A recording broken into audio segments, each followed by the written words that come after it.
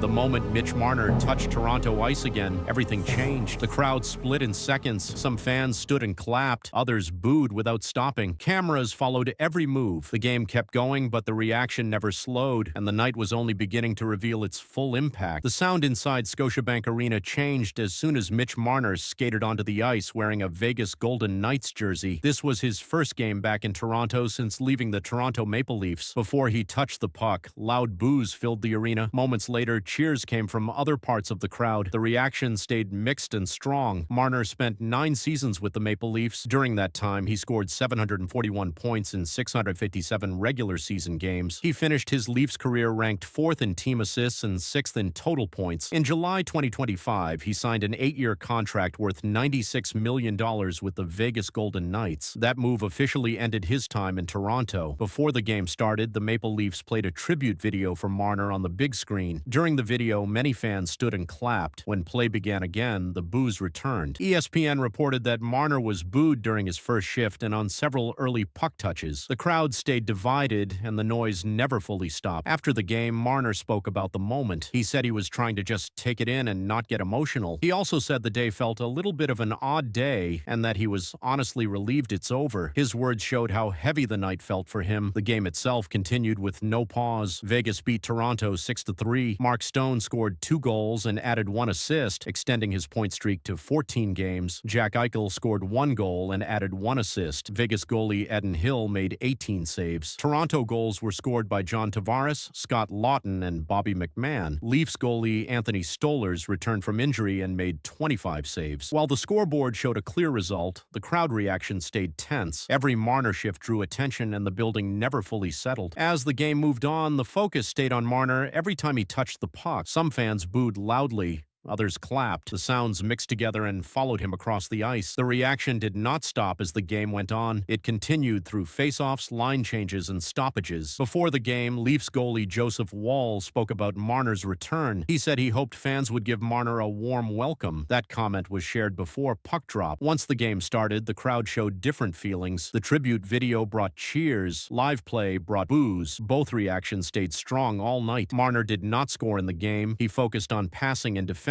Vegas kept control as the game went on. Mark Stone scored again. Jack Eichel continued to add offense. Toronto pushed back, but Vegas held the lead. During breaks in play, cameras showed Leafs captain Austin Matthews on the bench. His reactions were calm and brief. After the game, Matthews spoke about the crowd response. He acknowledged the emotions in the arena and spoke respectfully about Marner's return. His comments were careful and measured. The game ended with Vegas winning 6-3. When the final buzzer sounded, attention went back to Marner. He left the ice without celebration. Vegas earned 2 points in the standings. Toronto took another loss. After the game, Marner spoke again. He said the night felt unusual and that returning to Toronto carried weight. He repeated that he was relieved the game was over. His words matched what he said earlier. News coverage after the game focused on the crowd reaction. Headlines talked about the boos and cheers. Videos of the tribute and early shifts spread quickly. The game ended, but the reaction inside Scotiabank Arena continued to be the main story.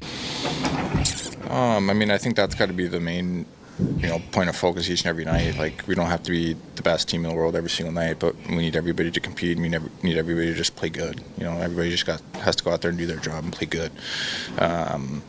And, just the consistency, that's been a big part of it. Something changed inside the Maple Leafs room, and it didn't happen during the game. It happened after. One short statement from the captain. Calm words. Sharp meaning. Fans caught it instantly. Media replayed it again and again. The coach had just sent a message. Hours later, the captain answered, and what followed quietly shifted the conversation around this team. The moment came after practice. Not during a game. Austin Matthews stood in front of reporters as the Toronto Maple Leafs tried to reset after another difficult stretch. The team had struggled to close games. Defensive lapses had cost points. Pressure was building. Earlier, head coach Craig Berube had addressed the issue directly. He pointed to leadership. He said the team's leaders needed to take more control. I thought we just made it really easy for them. The neutral zone was, a highway for them to get through, and Yeah, I don't know. We just made it so easy for them, and they're obviously a skilled team, a lot of talent, a lot of speed, and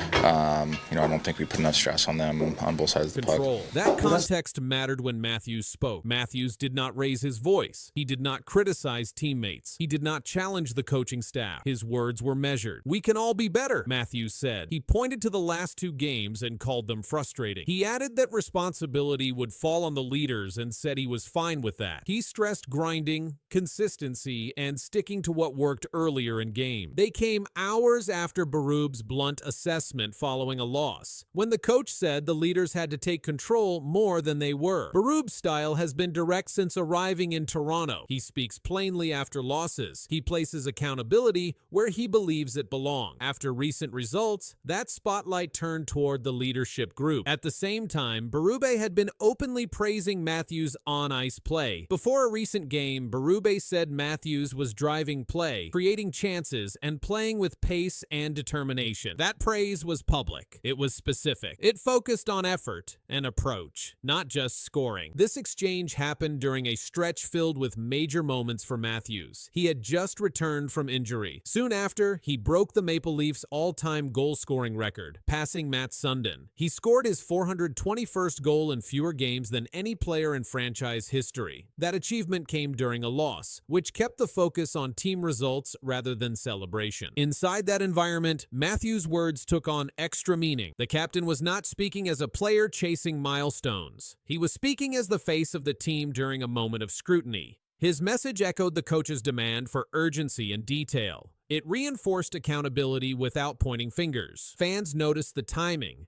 Analysts noted the alignment. The conversation shifted from systems and tactics to leadership and response. The reaction to Matthews' comments spread quickly because of what followed on the ice. In the games surrounding those statements, Matthews' role was clear. His minutes stayed heavy. His matchups stayed difficult. He took key defensive zone face-offs. He remained on the ice late in close games. Those deployment choices reflected trust from the coaching staff. Craig Berube continued to speak about structure and pace in the days that followed. He did not walk back his earlier comments about leadership. He also did not single out any player. Instead, he repeated that the team needed consistent effort across all 3 periods. His public message remained steady. Matthews' leadership role extended beyond scoring. After returning from injury, he resumed his position on the top line and first power play unit. His ice time remained among the highest on the team. According to NHL game logs, Matthews averaged over 20 minutes per game during that stretch. Those minutes included penalty kill shifts and defensive zone start, areas that often reflect coaching trust. In the days following those remarks, media coverage centered on the connection between the captain and the coach. Analysts replayed both Berube's earlier comments and Matthews' response. The sequence became the story. First, the coach challenged the leaders.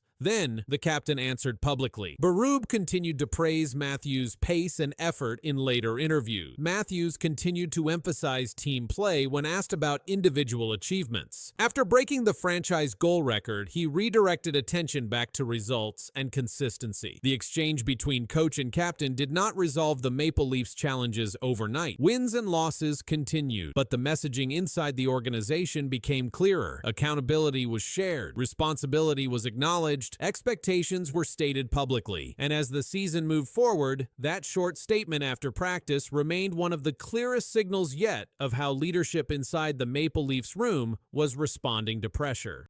With Marty Bureau. Marty, here's an observation I've made. Nothing seems to come easy for this Maple Leafs team. The Toronto Maple Leafs were not dealing with one bad night or one missing player. The problems were deeper. Defensive numbers told the story. Injuries added weight. Then the general manager broke his silence. He did not shift blame. He did not promise quick fixes. What he admitted placed the entire season under a harsher light. We're not where we want to be or we're where we envision to be. Obviously, we've underperformed to this point, and I take full responsibility. I'm in charge of the hockey department.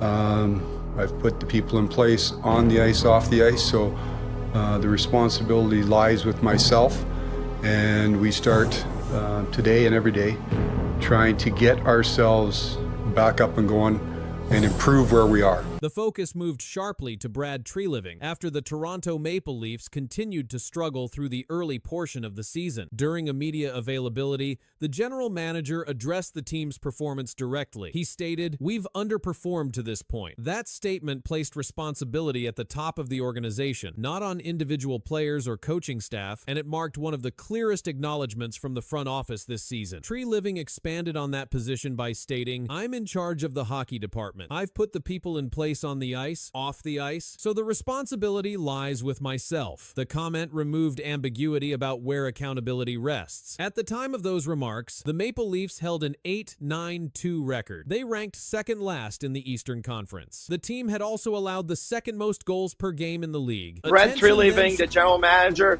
had his media availability at about the quarter mark of the season, and things are not going well in Toronto right now when you look at the hockey club. And Noodles, one of the quotes that really stood out, there was a lot of great quotes that I want to talk about with you about Brett Treliving, but one of them was, "There's too much vanilla with our hockey team right now."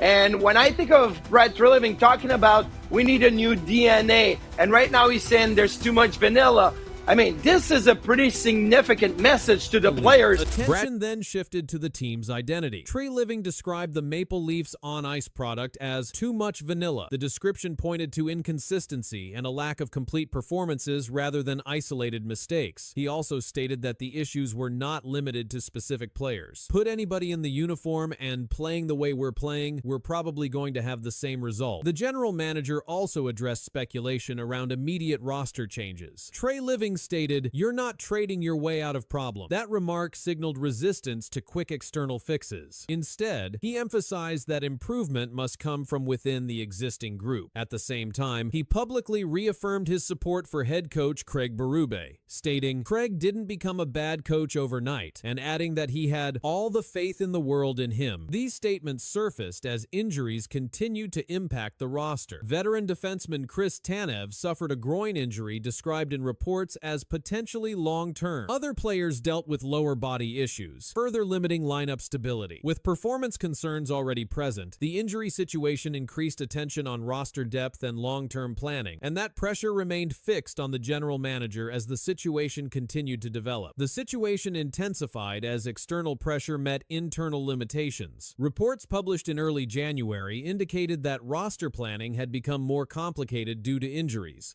particularly on defense. According to coverage summarized by Hockey Patrol, the Maple Leafs were forced to reassess trade deadline planning because of player availability and health concerns. Chris Tanev's groin injury was identified as a key factor, with the absence expected to last a significant period, further reducing defensive depth. At the same time, the general manager maintained his stance against reactive decision-making. His statement, "You're not trading your way out of problems," continued to shape public interpretation of the organization's direction. The message was clear: immediate transactions would not replace internal correction. This position stood even as external observers linked injuries and defensive struggles back to roster construction choices made before the season began. The pressure surrounding these comments increased because of timing. The Maple Leafs were not dealing with isolated losses. They were managing sustained inconsistency. According to the Hockey News, Treliving acknowledged the lack of complete games and noted that the team struggled to maintain structure over full 60-minute performances. These remarks aligned with his earlier description of the team's play as lacking edge and consistency. Despite the criticism, Treliving continued to place emphasis on unity within the organization. His support for head coach Craig Berube remained firm. Treliving rejected any suggestion that coaching instability was the source of the problem. Yeah, good resilience tonight and character coming back, kept coming back the whole game, but we stuck with it, and I thought guys had good attitude and kept competing and doing good things, and ended up scoring some goals, which we needed.